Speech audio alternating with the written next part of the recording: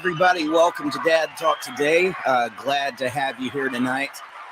Guys, we got a little bit of a tearjerker of a story tonight. I was surfing around on the internet earlier this week, and somebody tagged me in an article on USA Today.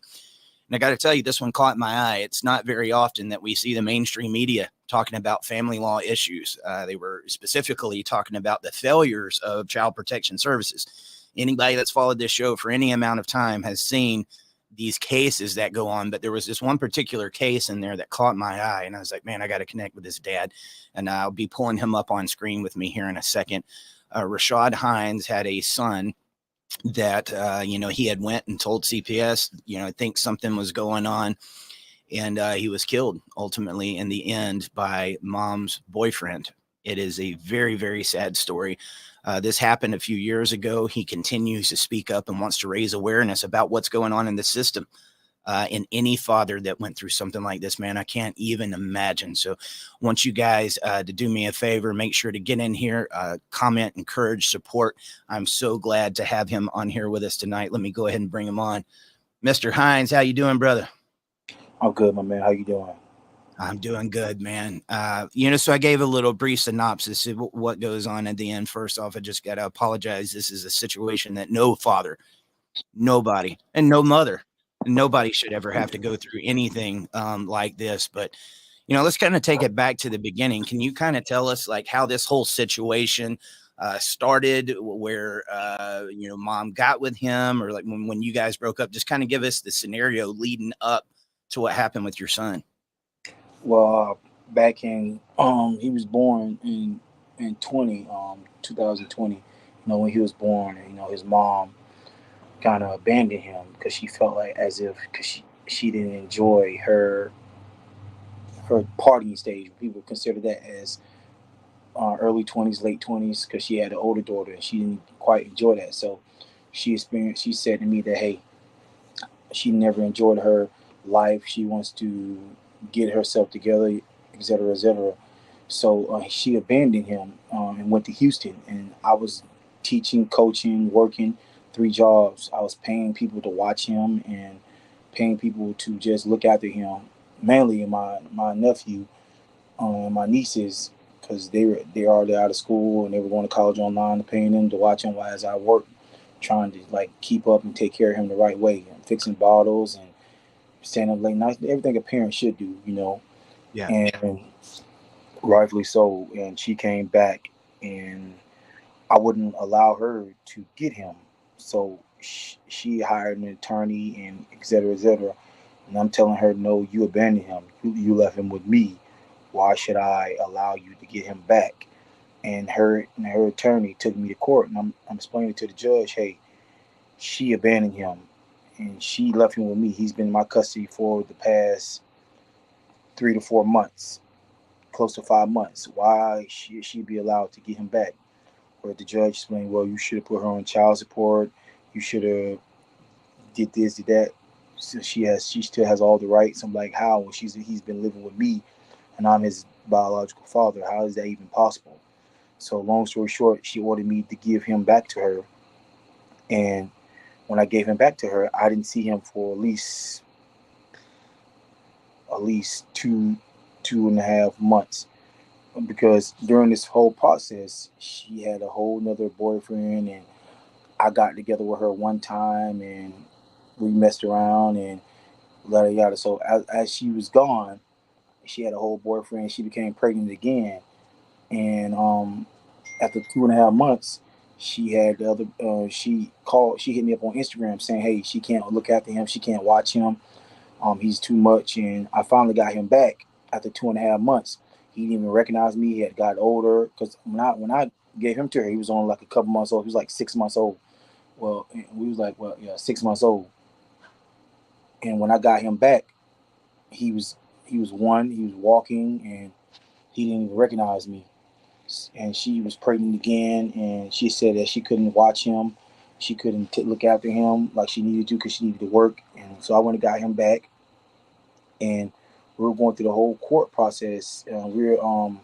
We had come to a mutual agreement that we are going to exchange him Monday through Thursday, Thursday through Sunday. I would get him Monday through Thursday. She would get him Thursday to Sunday.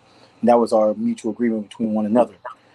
And she, when I got him back during the Christmas time, I was like, she was trying to get him and take him from me, and I was like, no, he's going to spend time with me because he should never been moved out of my custody in the first place. You know, you don't want him.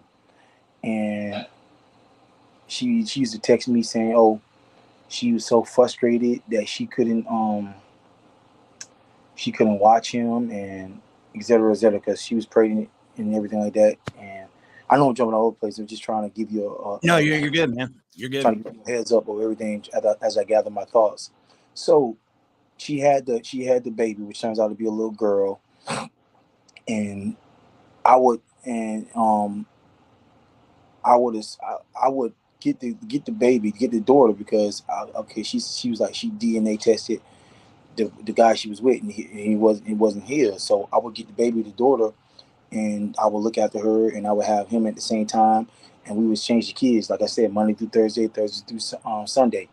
So she used to text me things like, "Oh, I can't watch her. I get frustrated sometimes.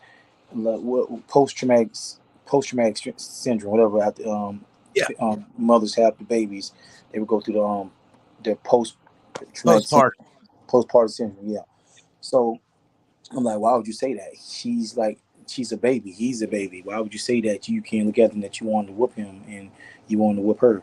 And turns out that she had an older daughter that she lost custody of for similar circumstances. And CPS, everybody was aware of this, unknown to me. But if you're aware of these things, how didn't you take the opportunity to intervene? That's my thing.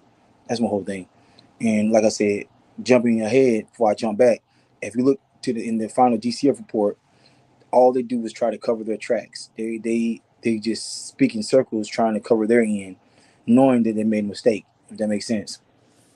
So as Jaden grew older, I would we would still exchange him, yada yada, and she would lie to me saying that hey, every time she goes to work, she's leaving my kids with her mom. Turns out she was leaving my kids with the guy she was dating. I would see him every time I would drop my kids off. He would bring her to drop the kids off. I would see him, but I never had a formal conversation with him. If that makes sense. I would see him. He drove a black a Dodge Challenger, black Dodge Challenger, and I would see him, and I would see her, but I never had a formal conversation with him, like I said. And from my understanding, she was saying that she was leaving my kids with her mom. Turns out she was leaving my kids with this guy the whole time, because every time I took Jaden and my daughter to exchange with her, Jaden would cry. He would cry, cry, cry. He would cry his eyes out. And then I started to get the notion that okay, something not right because I know my child, I know Jaden, I know him, and I know how happy he was. I know how happy he could be if you just love him. And if he cries, if every time he goes with you, something isn't right. So I asked her one day, it's in text messages and everything, I got all this stuff. Are you beating on my children? She would never ever answer the question. Anytime, say put it this way, if I were to ask you, hey man, are you beating on your kids? You would go off on me. Your first instinct is to go off on me because you love your kids. Like, how can this Right. man even ask me something like that? How can he try me like that? Ask me something like that? Because any parent would do that. Any parent, like if you ask a parent, are you hurting your child? They would literally lose their mind because they love their kids. They would think, well, how can you have the audacity to ask them something like that? She never ever answered the question. She always went on to something else. She never ever answered the question. I was like, "Are you beating on Jaden?" I told her if I find out that you guys are hurting my kids, it's gonna be trouble. I'm gonna really get into trouble, and I'm gonna really I'm gonna really, you know what I'm saying? I'm gonna really put Well, my I got you. hands on him. I'm gonna really put my hands on him, and I'm gonna be in some trouble because these are my kids. And she would never answer the question. She would always go on to something else. She'll always go into something else. She would never ever answer the question. I'd be like, I would say, are you hitting Jaden? Why is he crying every time he goes with you? Every time he comes back with me, he has like a scar on him or something like that. And then I would send him over to her, and she would call me and ask me, how did Jaden get this on his hand? How did he get this on his face? And because I would take him to the playground. He would play because he plays rough. He's a kid. He's a boy.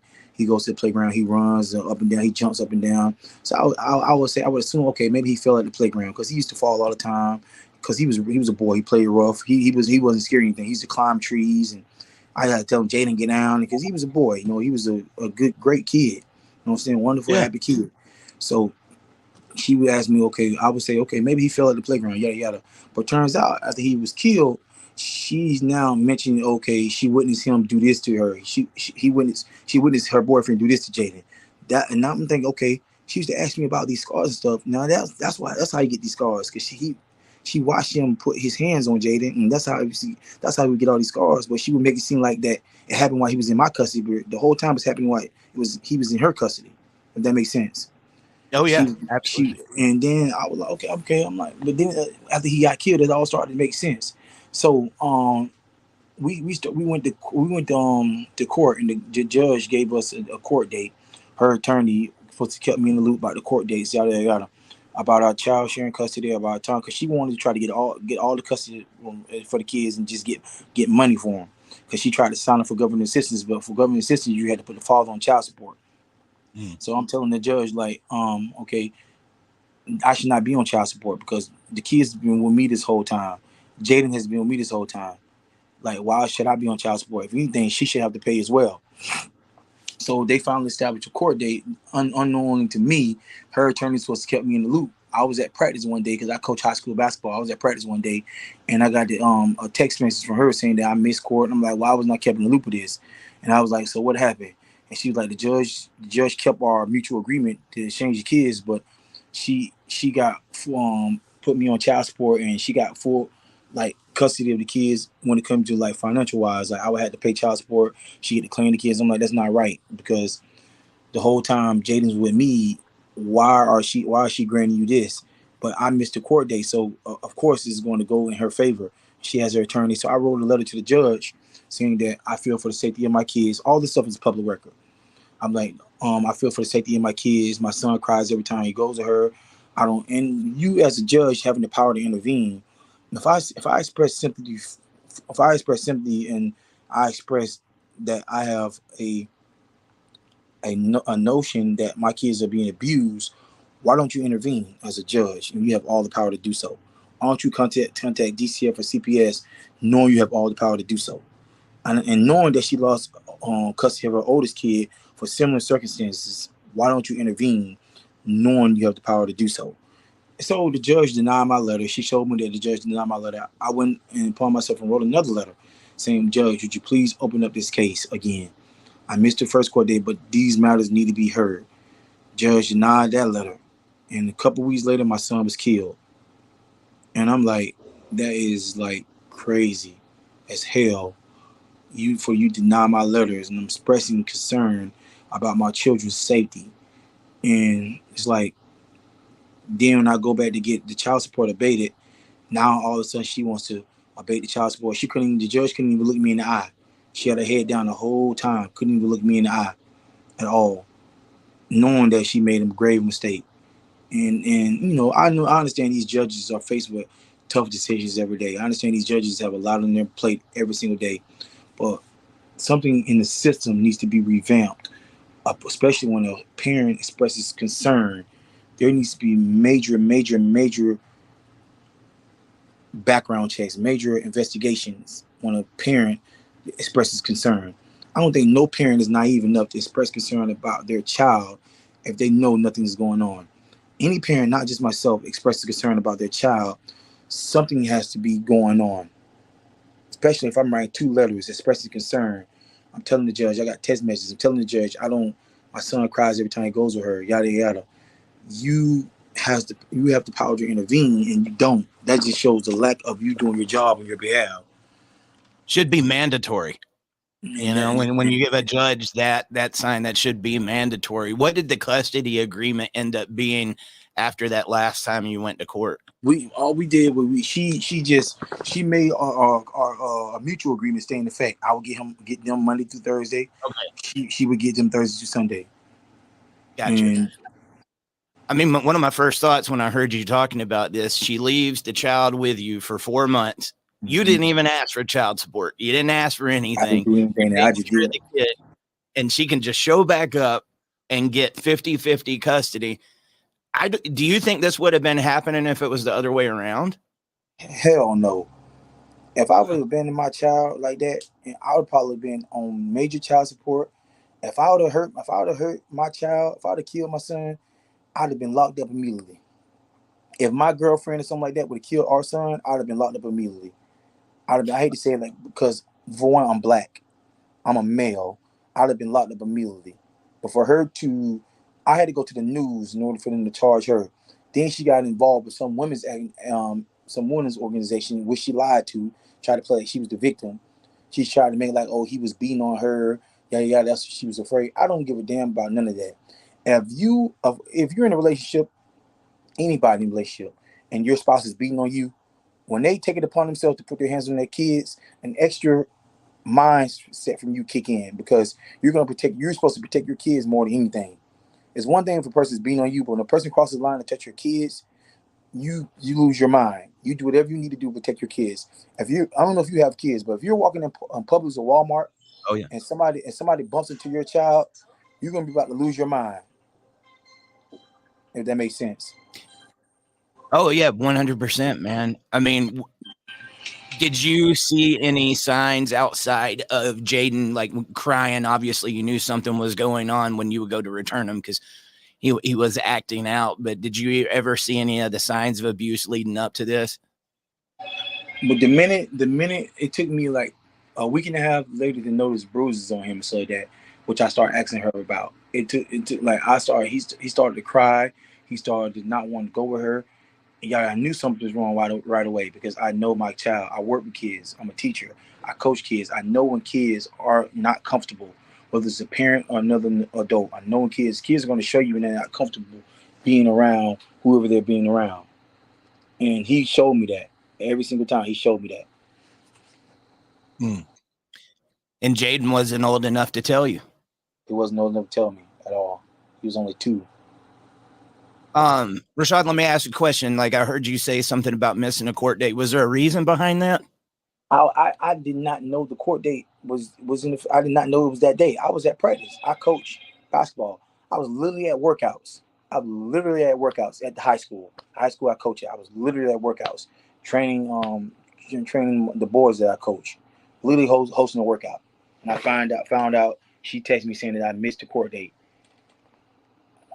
Yeah, and just that right there just puts a father at a disadvantage. I mean, the sad thing is, I know you're in the state of Florida. They did, thank God, just pass something for unmarried fathers to get equal rights without a fight, as long as you establish paternity. That just happened maybe a month ago. Too damn So late. it's too late, especially in cases like this. But I mean, in a case like this where the judge didn't listen to you and CPS didn't do anything, has there been any repercussions towards the judge or CPS that you know of? Not that I know of. I've hired attorneys to try to fight for him, and every attorney has just given up, saying that either they try to make it seem like it was me.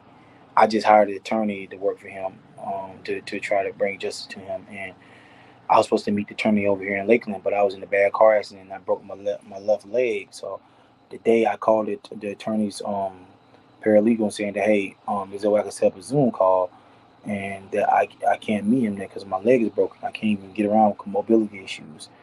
So she was like, "Oh, we'll reschedule once we get more information." So she started asking me more information, yada yada. I finally got, after a week later, I got a letter in the mail. I just got it saying that they can no longer work my son's case, and yada yada yada. And it's like just everybody just giving up on him. And I feel like, in a sense, that I fail him, and that I'm failing him because I can't help bring the proper justice to his death. So I feel like I'm failing him, man. I feel like that something in my life that I'm not doing right, that this stuff is not going the way it needs to go. And I blame myself for him dying. Like, I should have been a better dad. I should have fought harder. All these thoughts go through your head once you lose a child. What it does is you psychologically, and it destroys you mentally because you think about these things and wish that you could have done better. In a sense, it clouds your judgment and decision you have to make in the future because you're so afraid of not you're so afraid of yourself and your thought process that you don't want to make another mistake. So you're cautious with everything you do, with every decision you make. And it's like, damn, I should have done better. I should have did more. I should have wrote more letters. I should have, And all these thoughts go through your mind, man. And it's like, yeah, I don't know. It's I hear hard. you, man. I Hard. can tell you though, Rashad, I've sat with many fathers that have went through situations similar to this, and every one of them say exactly what you just said. I think that's kind of a natural response to it. I mean, now here you are, several years later, and you was just in USA Today. You're still bringing awareness about this situation. So, give yourself a little bit of credit, man. But I think it's probably only natural to be going through some of the emotions that you're going through. Um, Unfortunately, with the system the way it is, even if you would have fought harder and done some of the things, it is really stacked up against men. And the consequences that come out of stuff like this is, what happened to your son. Um, And and it's just, the thing is, I work with kids. I teach kids. I coach kids. I treat everybody's kid like they're my own. Even coaching my basketball team, I'm on them hard. I'm on them. I'm on them real tough because I care about them. I want them to succeed more than basketball. I want them to succeed in life. Even teaching the kids, I want them to succeed. I'm thinking about what I can do to help them prepare for life, which is bigger than the classroom, bigger than basketball. What can I do to make these kids become successful? I got to do my part to help these kids become successful because I feel, in a sense, responsible for their well-being. And for someone to kill my child at age 2, all because they didn't change his diaper roll and he peed on the chair, for him to beat him to death, you know what I'm saying? The final autopsy, he had multiple broken ribs, laceration to the liver, brain bleeding. Like, this had to be going on over time. Like, for somebody to do that to my 2-year-old child, when I treat everybody kid with respect and love and kindness, it's like it's breathtaking, and it hurts, if that makes sense. absolutely, man. I'm going to go ahead and apologize up front because I know some of the questions I'm about to go through, it might be a little emotional and it's hard. But one of the reasons I want to do this is make sure, one, to put the awareness out there and make sure that we're turning that pain with what happened to your son into purpose. But, unless you've been through a situation like this, you don't necessarily know how it feels. So I want people to know what all comes along with this. Rashad, tell us about how you found out that Jaden had passed away.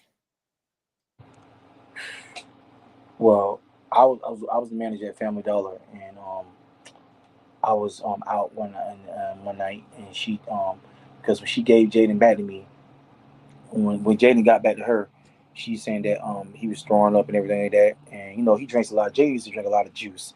Like, he always wanted juice. He lime squeezy juice. He always wanted. That's what he loved. That fruit snacks and PJ Masks. That's what he loved. So he got back with her when we was changing, and he was throwing up red juice. I'm like, that's fine. Just give him some water. He drinks a lot of juice. Naturally, when kids drink a lot of red dye juice, it regurgitates and it comes out of the system. Any kid, a lot of juice is not good for no kid. So I was like, just give him some water. He'll be fine. He'll be fine. So she gave him some water. He was fine, and he came back to me, and he was all good. He was playing around. No, when I changed him back to her, I was out one night, and she texted me and saying that Jaden's not breathing. So I'm like, what the hell you mean he's not breathing? Where are you? So I rushed to where she was at. She was at work. Turns out my kids are at home with her boyfriend. Well, her boyfriend FaceTimed her and said that Jaden wasn't breathing, and she didn't call the ambulance right away. She called me, and I had to call the ambulance. By the time I got there, the ambulance was just arriving. My kids were there with him. I ran inside her apartment. Her boyfriend was on the floor giving Jaden CPR, and you could see the bruises. I'm sorry, excuse me. Oh, you're fine, man. And you could see the bruises and the wounds on Jaden's body. You could see all the bruises and all that on Jaden. And I pushed him out of the way and started giving Jaden CPR. My daughter's in the bed asleep, and I grabbed him and was like, "What did you do to my son?" And she was there, and the ambulance finally rushed in, and they started administering CPR. When I sat outside, the sheriff showed up. They went to question me and her and him, and I was sitting down on the step, and they was talking to me, and they shielded him, and they took him up to the hospital, and they was talking to him. The sheriff was talking to him outside, and I asked him, "Can I go?" They finally released me. I rushed to the hospital, and I got there, and I said, "I'm the father of Jaden Hines. I need to see my baby. Where is he?" And they led me upstairs because they already knew he had passed, and they led me upstairs, and the doctor was giving him CPR. They brought me in the room. They were saying that after a certain amount of time, after the heart had stopped, there's nothing they can do. And I yelled at the doctors and everything like that, and uh,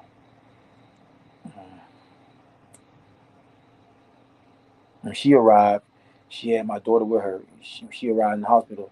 She didn't show any emotion. She wasn't crying. I'm crying my eyes out. She was sitting in the room like she was waiting on pizza. Like she tried to take me in there. I had talked to her. I was talking to her like, "What the hell did you do? What the hell? How did you let this happen? Why my kids there with him?"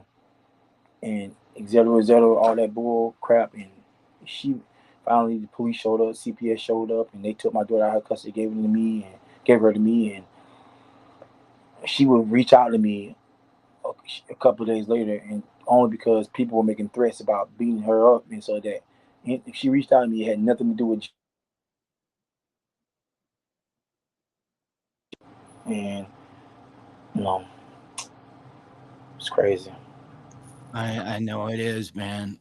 Um, what were some of the emotions that you were going through in that point of time?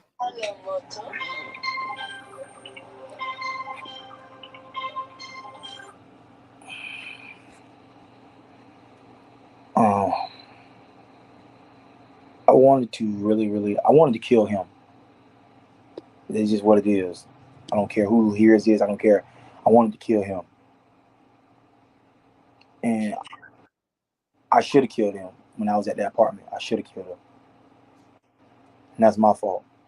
I feel like a coward because I should have killed him. The minute I went to that apartment, and my son was yelling lifeless. As a father, I should have took his life, and that's my fault for not doing that. I blame myself for not doing that, and I don't care who hears this. I don't care. That's my fault, I and understand, man. I regret not doing that. And I'm more mad at her than at him because he's just a random guy. But she was his mom. She was supposed to protect him regardless of what. She was supposed to protect him. As she told me, she watched him throw Jaden against the wall, put a shoe in his face. How could you let somebody do that to your child? How can you sit there around and let somebody hurt your child the way he hurt Jaden? I don't understand that. I think that is perfectly understandable, and it just I find it very hard to think that mom didn't know that some of this abuse was going on because She, I highly doubt that she was knew. her first time leaving the kid with him. She knew. There's nothing you can't tell me that she didn't know. She knew. What happened to both of them afterwards? Was he arrested right away? Yeah, he was arrested. They tried to charge him with manslaughter until I had to go to the news. And I was like, because I'm not selling for a charge to quiet the crowd. I'm not selling for that. I'm not selling for that. No, I'm not selling for that. He killed my son. He need to be charged with murder, and the the DA finally indicted him, charging with first degree murder, and got an indictment from the grand jury. So now he's behind bars looking at first degree murder. And I had to go to the news and lock her up. And like I said, she got involved with a women's organization. She was locked up for a few months. Got involved with a women's organization who posted her bond and all that. She should still be locked up. No way she should be looking at the light of day. There's no way she should still be behind bars. Yeah, that's just crazy, man, to think like what woman's organization out there would want to help somebody that was complicit in something like this. And that is my problem with a lot of these. Man, I thought it was amazing that USA Today got your story in there, but I also saw them talking about like the Violence Against Women's Act. That's where a lot of that money comes from to fund organizations similar to what was going on there. It's like the last person or the last people you need to be talking to is them. And Uh, the thing is though, they should have done their research. She probably lied to him saying, "Oh, he was abusing me. Oh, he killed my son." Try to explain like she was a right. victim. She's not a victim in this.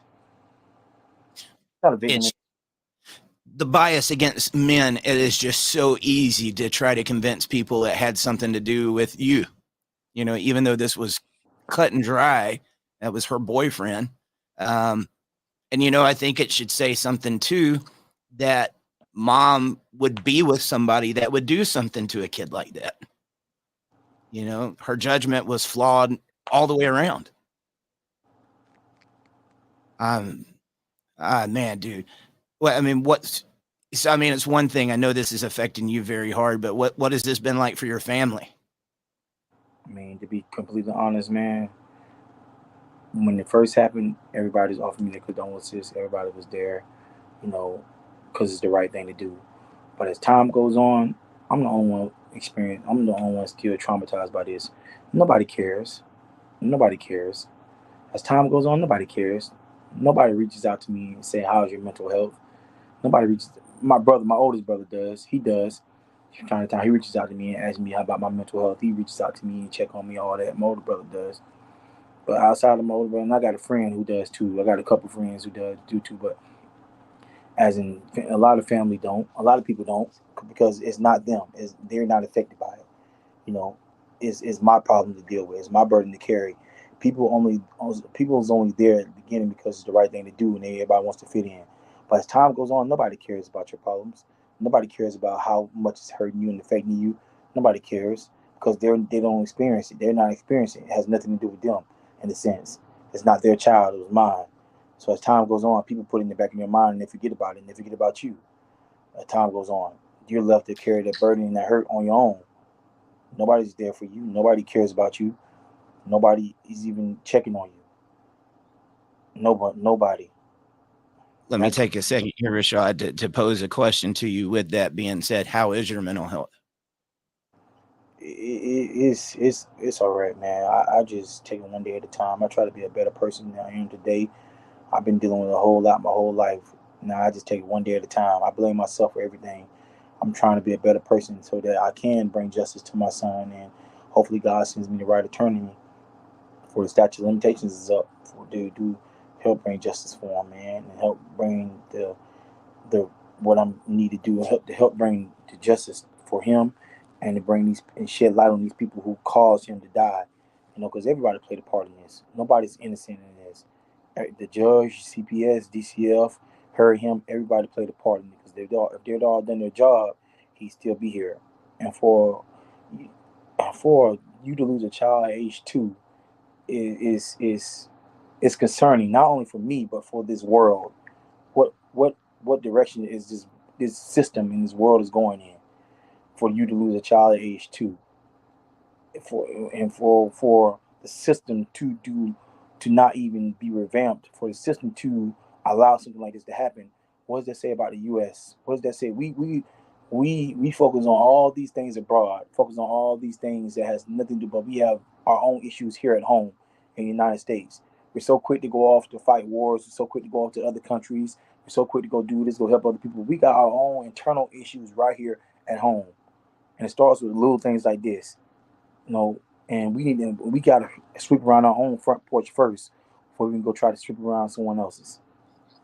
I agree 100%, man. It seems like with the CPS, we see them getting involved in cases they probably never should have got involved in the cases where they're really needed. They're nowhere to be found.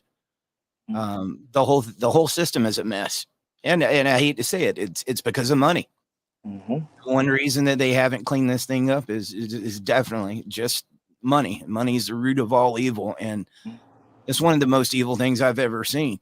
Um, when will what's going to end up happening? Is there a court date set for uh, the boyfriend and mom? Yeah, got court in August, coming up soon. Got court coming up soon, and the trials getting ready to start soon. So it's all coming up soon. Man, please let us know. There's anything you need us to blast it out there. You need people, signatures, whatever. Um, we're not just here to do tonight's show. We want to help. And I definitely want to make sure that gets out there. Talking about attorneys, have you had any attorneys willing to take on the case? I know you had talked about that one and you broke your leg, but are you seeing any interest from attorneys wanting to take this on? No, man. Every attorney that I hired, man, that say that they're going to do all they can for me, in the end, they end up giving up. It was 2 attorneys I had, and I really thought they were going to really help me bring justice to my son. And in the end, all they did was give up on him.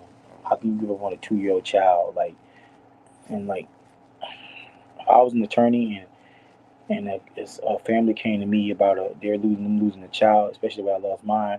I don't give a damn what I got to do.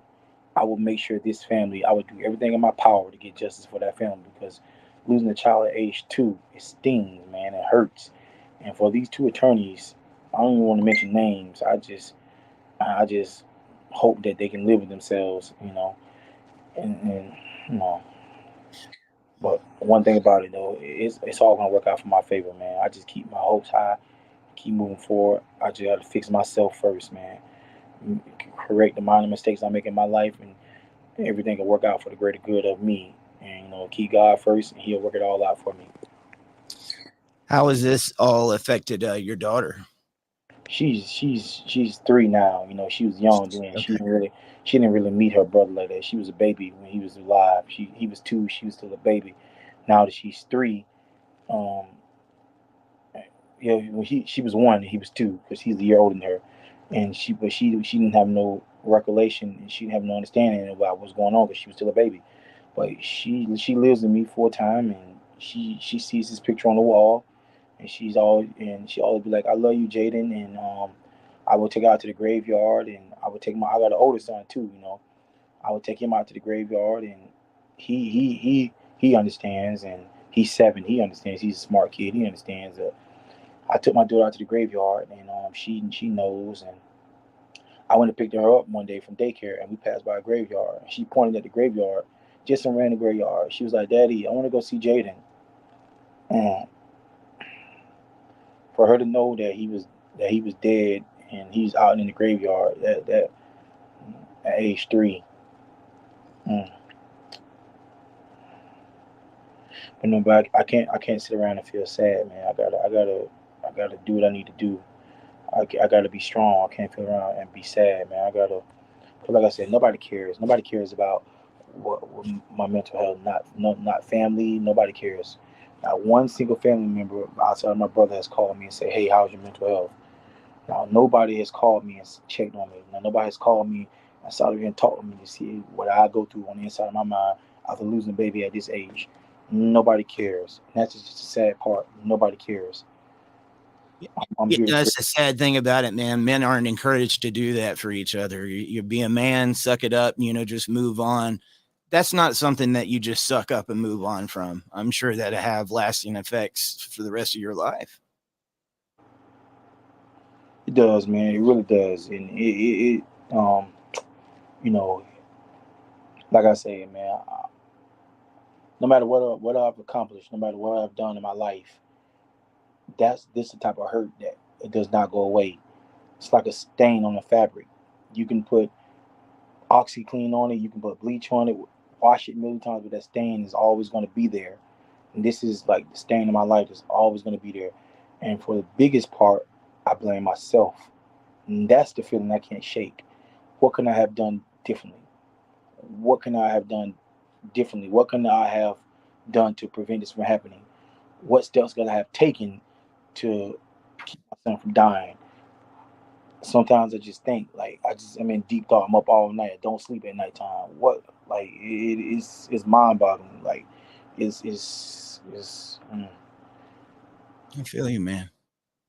you blessed with so many things in life. And but none of it matters. None of it means anything because like I said, I got to fix myself. I haven't always been the best person in my life, and ever since my son died, I've been pointing at different things in my life. Did I treat somebody wrong? Did I do something wrong to somebody? Did I stab somebody in the back? Was I not a good friend? Did I treat somebody differently? That's why God took my son from me. I just think about all these things. Like maybe I was the cause of this.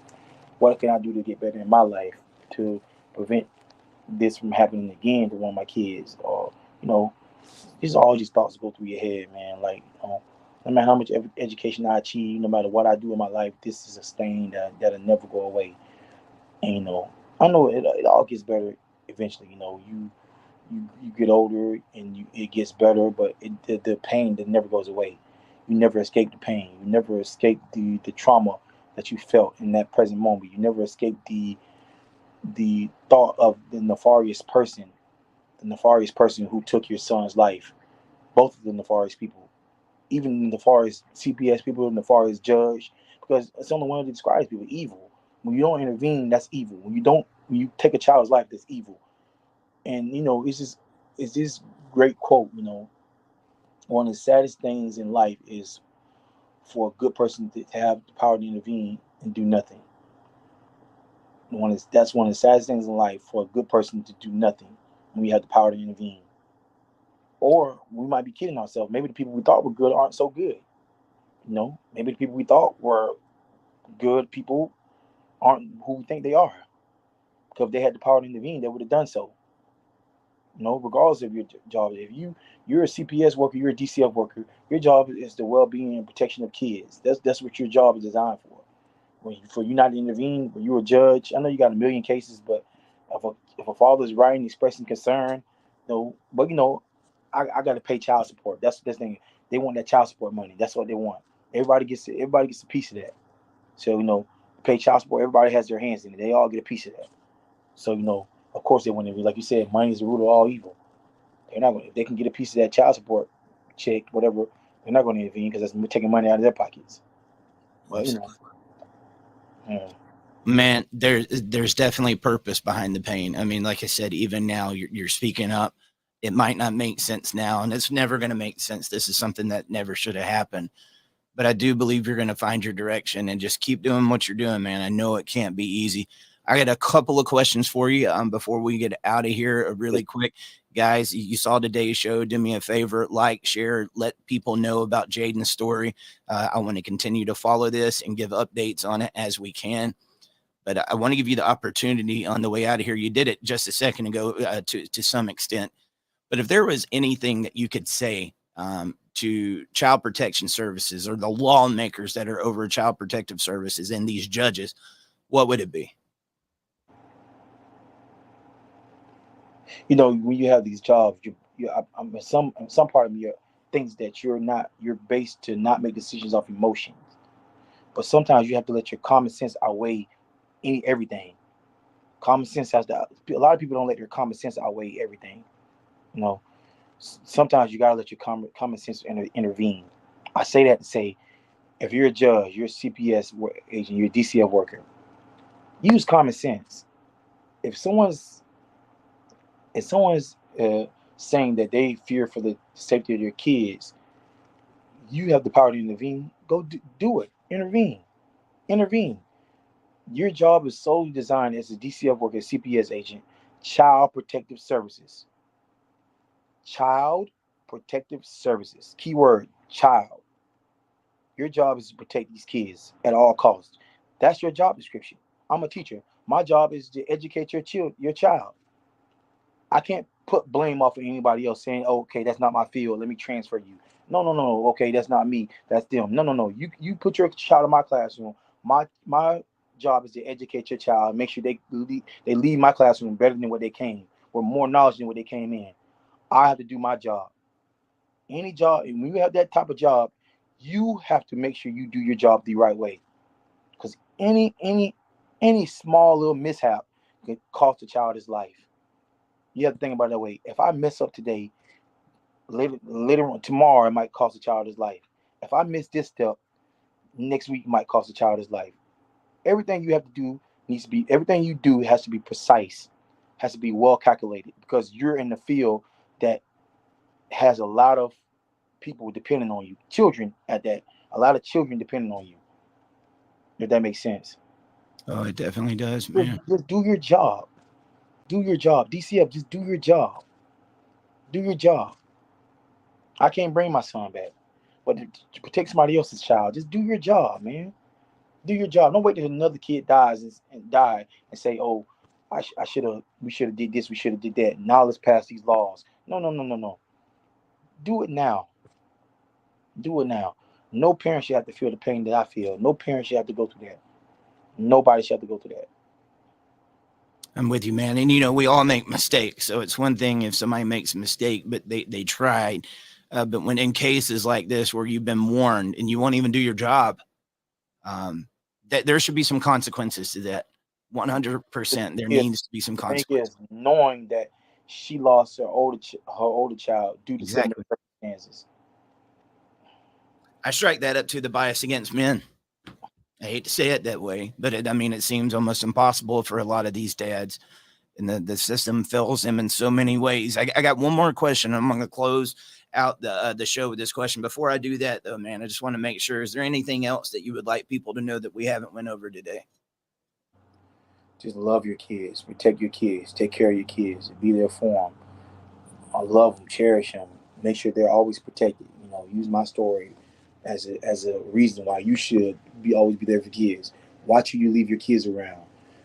Bless them, take care of them, man. Be there for them because they need us, man. Our kids are supposed to bury us, not the other way around. You know, and like I said, use my story as that prime example. You know,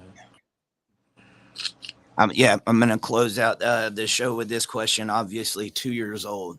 I know there's been a lot of questions. You know, what could I did different? What would I want my son to know?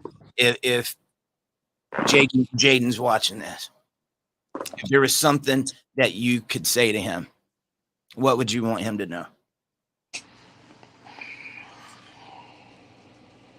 I failed you. Sorry, I failed you. I was always working. I wasn't the best dad because I was always at work. All the nights I should have been spending with you, I was at work trying to make some money. Therefore, you didn't have to go through what I went through coming up. You didn't have to struggle like I did coming up. That's why I was working so much. I apologize because I should have been spending that time with you. I should have been there for you. I should have protected you from those evil people who hurt you, and I failed you. And I hope I can see you again one day, and I can just hug you and tell you that I'm sorry. I did fail you, and I promise to never fail your sister or your older brother the way I failed you. I'll always be there for them and take care of them because I failed you. And if you want to blame anybody, blame me because I failed you as a dad. Even though those people took your life, I should have been there to protect you, and I should have took their life for hurting you. Put all the blame on me because I'm your dad and I failed you. I will not fail your sister or your brother. I promise I'll never let anything happen to them the way I failed you, and I apologize for failing you, Jaden. I love you, and I apologize for failing you. Your sister played with your toys all the time. She said she loved you all the time. Your brother said he loved you all the time, and I promise to take care of them, and I will not fail them like I failed you. And I'm sorry.